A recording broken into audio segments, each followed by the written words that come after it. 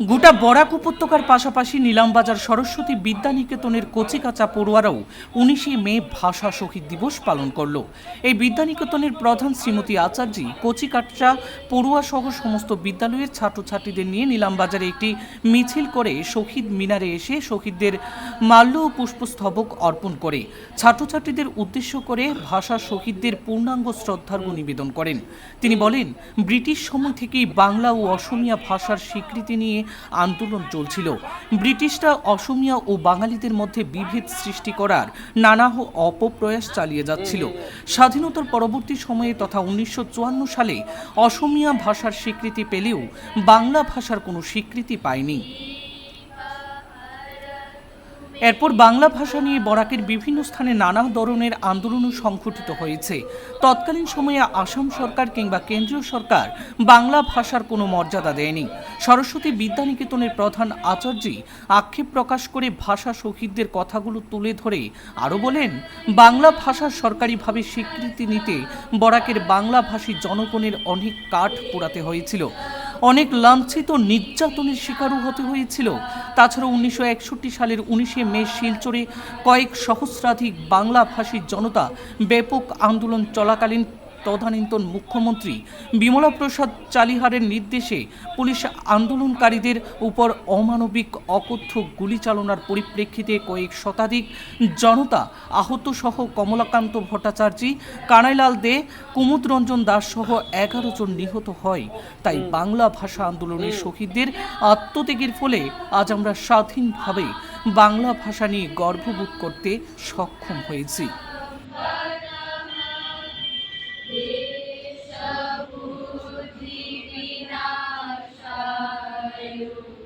19শে মে 2026 আমাদের বাংলা ভাষার শহীদ হিসাবে আজকের দিন পালন করা হয়। আমরা জানি আমাদের এই দেশ স্বাধীন হয়েছিল 1947 সালে। তারপর ইংরেজদের চক্রান্তের ফলে আমাদের এই আসাম রাজ্যে অসমীয়া এবং বাংলা ভাষার মধ্যে একটা ভেদ তৈরি করেছিল ইংরেজরা। তারা চেয়েছিল যে আসামি এবং বাঙালিদের মধ্যে যেন একাত্মতা বোধ না থাকে। তাই অসমীয়াদের মধ্যে জাগিয়ে তুলেছিল যে বাঙালিরা নাকি তাদের জায়গা, জমি, ভাষা সব কিছু নিয়ে যাচ্ছে। তাই তারপর ভারত স্বাধীন হওয়ার পর ওরা ধীরে ধীরে বাঙালিদের কাছ থেকে জমি দখল করতে শুরু করলো। 1954 সালে আসাম বিধানসভায় আসামি ভাষার স্বীকৃতি পেল, কিন্তু বাঙালিরা, আমাদের বরাক উপত্যকায় অধিকাংশ মানুষই বাঙালি ছিলেন, তারা এটা মেনে নিতে পারলেন না। তারপর জাগরণ তৈরি করতে শুরু করলেন। 1961 সালের আজকের এই দিনে একটা মহা সম্মেলন তৈরি হয়েছিল। সবাই শিলচরের রেল স্টেশনে জমায়েত হয়েছিলেন। হাজার হাজার মানুষ, বাঙালি মানুষ একত্রিত হয়েছিলেন তাদের মাতৃভাষা উদ্ধারের জন্য, মাতৃভাষাকে স্বীকৃতি দেওয়ার জন্য, যে বাংলা ভাষা সেটাকে স্বীকৃতি দেওয়ার জন্য। তারপর তখন আমাদের মুখ্যমন্ত্রী ছিলেন বিমল প্রসাদ চালিয়া। উনি ওই দিন হঠাৎ করে তাদের মধ্যে একটা অর্ডার দিয়েছিলেন যে গুলি করা হোক, যারা অ্যাপ্লিকেটার রয়েছে, সত্যাগ্রহী যারা রয়েছে তাদেরকে বন্দি করা হোক। ওনারা শুরু করলেন বন্দি। হঠাৎ করে বিকাল 2টার সময় বেজে উঠল গুলির ধ্বনি। সেই ধ্বনিতে আমাদের 11 জন শহীদ হয়েছিলেন। আর তারপর সমস্ত আসাম রাজ্যে তথা সমস্ত দেশে বাংলা ভাষার জন্য একটা আলোড়ন সৃষ্টি হয়েছিল। তারপর বাধ্য হয়ে বাংলা ভাষাকে স্বীকৃতি দিতে ওনারা বাধ্য হয়েছিলেন। তাই আজকে আমরা যারা বাঙালি, আমরা গর্বিত।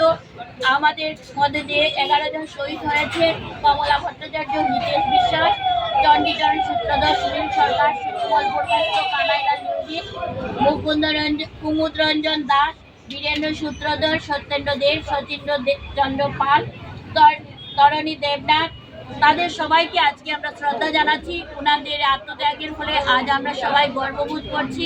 আমরা বাংলা ভাষায় কথা বলতে পারছি, পড়াশোনা করতে পারছি।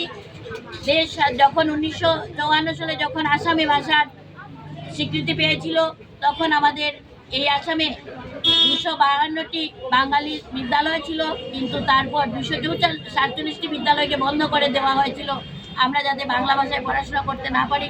যাই হোক, তাদেরই আত্মত্যাগের ফলে আজ আমরা সবাই বাংলা ভাষাকে নিয়ে গর্ব অনুভব করছি। তাই আজকের দিনে ওনাদেরকে শ্রদ্ধা জ্ঞাপন করছি। আর আমাদের এই ভাষাটা যে স্বীকৃতি পেয়েছে সবার কাছে আমরা নতমস্তকে তাদের কাছে কৃতজ্ঞতা জ্ঞাপন করছি। আপনাদের সবার সহযোগিতায় আমরা আজকে বাঙালিরা গর্বের সঙ্গে বাংলা ভাষা নিয়ে কথা বলতে পারছি, অফিসে কাজ করতে পারছি, লেখাপড়া করতে পারছি, আমরা আমাদের বাংলা ভাষাকে অমর রাখতে পারছি। তাই বাংলা ভাষা অমর হোক, বাংলা ভাষার উন্নতি হোক, চির উন্নতি কামনা করছি।